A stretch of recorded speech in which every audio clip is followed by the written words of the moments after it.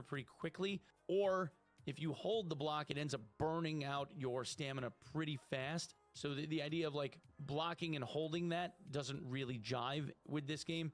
It's more about timing. If they can nail the netcode, I think it'll be really good. But I want to get back, I guess, to the script, if you want to think about it that way. They all have their own unique kit. Passive ability, tactical ability, and an ultimate ability. There's 3 separate abilities that you choose from. So there's like this hero shooter flavor to picking who you want to play, but not in a way that's game breaking. You don't necessarily have to rely on them, and each character class has its own like unique stuff. And layered on top of that is a big shared talent pool. There's over 100 talents deep, and none of those talents get locked to like a single character. They end up being universal across the entire roster. Now, there are perks and abilities that are tied to each character archetype, but when you prestige, those character archetype perks and abilities are shareable to the next character. So you can start creating like true hybrids with the idea of not only when you prestige one character and start over and decide to play that one character again, you can then hybridize that character and its abilities into others.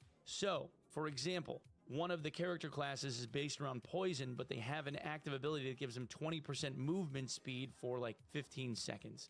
The talent tree, the mastery tree, gives you a 15% passive as well for the bruiser class. You can get a passive perk that gives you a 15% movement speed bonus as long as you're holding a melee weapon, which means that if you were to prestige one or the other, you could build a different character that had, say, the passive melee buff that gave you movement speed, and also include the 20% bonus movement speed as a separate on-use, on-cooldown ability. Gives you a lot of rush down. Or you could build somebody that has passive abilities that make their lockpicking quieter or make their footsteps more silent and turn them into like this really stealthy, like more ratty hybrid. There's a lot of opportunity here that I think would be really, really cool. The idea being that you're not going to be stuck, at least for the long term, in a rigid class box. You can start taking talents built for one playstyle and incorporate it into another.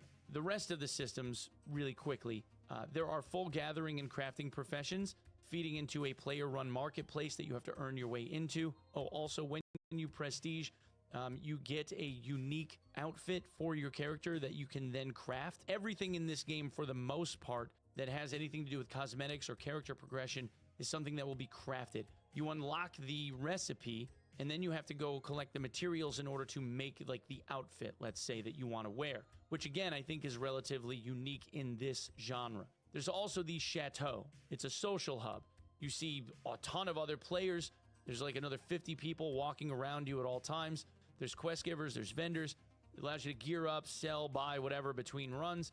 And there's a good progression arc here where you then unlock further and further layers into the chateau. There's like a second area that you have to like get enough loyalty to be accepted into, and then a third, and then a fourth. The third area is where the marketplace is. So for the first 2 like main areas of the game, there is no marketplace trading. You have to figure it out and earn it on your own, and then you earn your way into being able to like buy and sell items. There's also proximity voice chat out in the field. So you can practice your charisma checks and see if you can either talk somebody into like not killing you, or maybe talk some trash as you're murdering someone else. Combat is a ranged melee hybrid. As I said, there's a robust, relatively robust melee system. I think it needs a little bit of work, but whatever. Rifles, pistols, explosive hand mortars, and also when things get close or the ammo runs dry, you have axes, maces. I found a legendary Zweihander that I cut a 3-man apart with.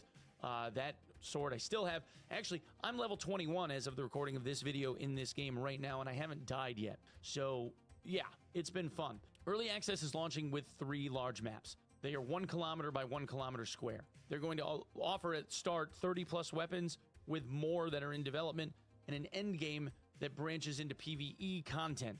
There's huge dungeons. When I say huge dungeons, I mean there are dungeons below each level that are almost as large as the overland map itself, with several separate entrances that get accessed by a very specific key dropped by very high-end mobs on the overland. So there are huge sprawling dungeons with boss fights at the end. When you kill a boss, the intention is that that boss will drop another item that will give you access to an uber boss that is a you and your team versus the boss, individualized PvE only content. So there is a huge PvP piece, but fighting through all of that stuff gets you to like an uber boss. And from my understanding, what they have said is you're going to need some like really, really good gear to be able to offer a challenge to like these end game bosses. So short version, take the Tarkov Gear Fear, take Hunter Hunted Dread, graft it onto an actual RPG skeleton. Permanent leveling, cross-content or cross-class talent building, no force resets, full like banking stash system reminiscent of World of Warcraft even, massive crafting system that is very similar to how WoW would have you make it as well, with found materials all throughout the map and the need to select 2 baseline professions that you're going to focus on that takes a pretty hard grind. All of that set in a Plague Gothic Napoleonic Europe. That's Hunger. Early access is targeted for late 2026. There is a closed beta going on right now. You can go to the Good Fun Corporation Discord and sign up, see if you can get in. Otherwise, come by the stream, come catch it. Links below, and we'll see you there. All right, later.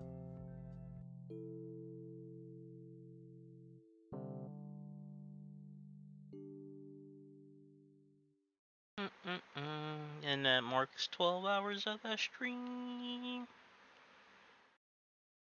In which I'm about to freaking probably go to sleep. I'm probably about to watch some YouTube though first. Watch some YouTubes and vibes and stuff like that. Just chill a little bit and crash. It's freaking 7 in the morning. But yeah, I will catch y'all later. Might stream tomorrow. We will see. We'll see. I might stream tomorrow. Maybe. I might play some more freaking Claire, freaking Obscure Expedition 33. I might play some more of that. That was fun. I might play some more. But yeah, I will catch y'all later. Until next time. Peace.